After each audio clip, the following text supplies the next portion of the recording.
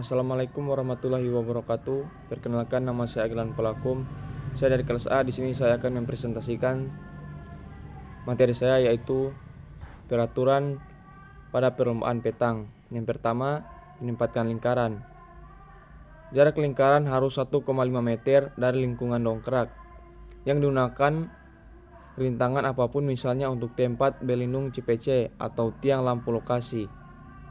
Lingkaran harus ditandai. Yang kedua, lemparan awal jak. Lemparan awal jak adalah antara 6 sampai 10 meter dari tepi di dalam lingkaran dongkrak. Harus berada minimal 0,5 dari ujung garis boule mati. Sebaiknya masih tersisa di dalam tepi luar garis samping. Yang ketiga, menantang validasi lemparan. Jika dongkrak dilempar secara tidak sah, lihat di atas, tim tersebut masih dapat memilih untuk memainkan boule pertamanya tanpa gangguan dari lawan. Yang keempat, di awal setiap akhir, lingkaran harus ditempatkan di atas dongkrak setelah ujung sebelumnya diperlukan. Lingkaran tersebut harus dipindahkan ke jarak 1,5 meter dari lingkungan terdekat. Yang kelima, tempat tidak berdiri. Tim yang menunggu giliran untuk bermain harus berdiri di luar landasan, di salah satu ujung dan jauh di belakang permainan yang mendapatkan giliran. Mereka harus diam agar tidak mengganggu. Yang keenam, 1 menit untuk bermain. Dalam permainan berwaktu, Anda hanya mempunyai 1 menit untuk memainkan boule Anda setelah semua boule dan dongkrak berhenti bergerak dan pengukur apapun telah dilakukan. Yang ketujuh, mengisi lubang. Sebuah tim dapat mengisi 1 dip yang dilakukan oleh boule sebelumnya. Melempar dongkrak dan setiap boule, Anda tidak dapat menghaluskan landasan. Anda hanya dapat mengembalikan kemiringan dan keadaan sebelum boule mendarat di sana. Yang ke-8, jak keluar dari permainan jadi mati. Jika hanya satu sisi yang memiliki boule tersisa, mereka memperoleh poin banyak. Boule di tangan alias shooting T-jak. Kalau tidak akhir sudah mati, tim memenangkan babak sebelumnya. Permainan lanjut dari babak baru. Situasi yang tidak biasa, jika dongkrak dipukul memantul kembali ke dalam jarak 3 m dari lingkungan, maka dongkrak mati. Yang ke-9, 2 double berjarak sama dari jak.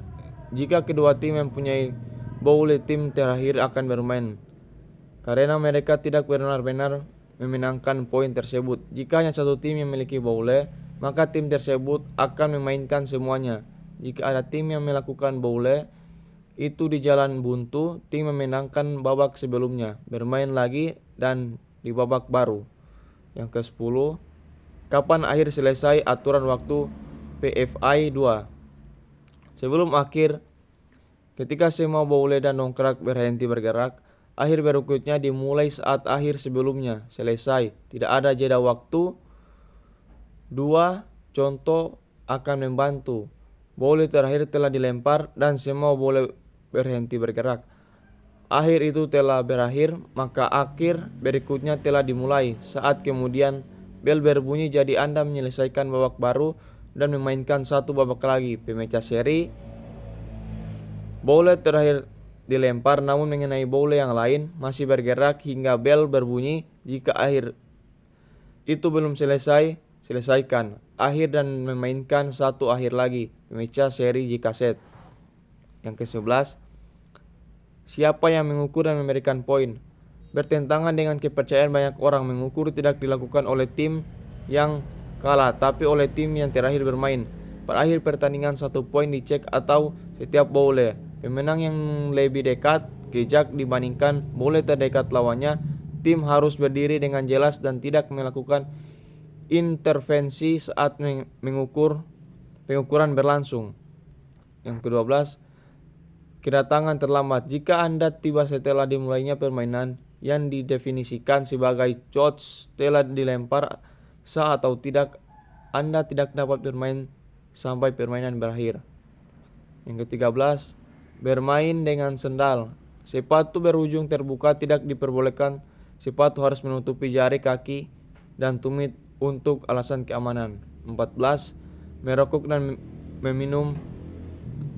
merokok, minum, dan bergerak. Sebelumnya merokok, minum alkohol, menggunakan ponsel selama bertanding merupakan tindakan yang melanggar peraturan dan peraturan setempat. Yang kelima, 15, berdiri dalam lingkaran. Seperti disebutkan di atas, berdiri dalam kaki menyentuh lingkaran atau mengangkat kaki sepenuhnya dari tanah. Sebelumnya, boleh Anda mendarat atau pelanggaran. 16, berdiri di tempat yang sah. Ke-17, bermain dengan bola orang lain. Yang ke-18, mengambil lingkaran sebelum semua bola dimainkan. Lingkaran diganti tetapi hanya lawan yang dapat memainkan sisa bola mereka.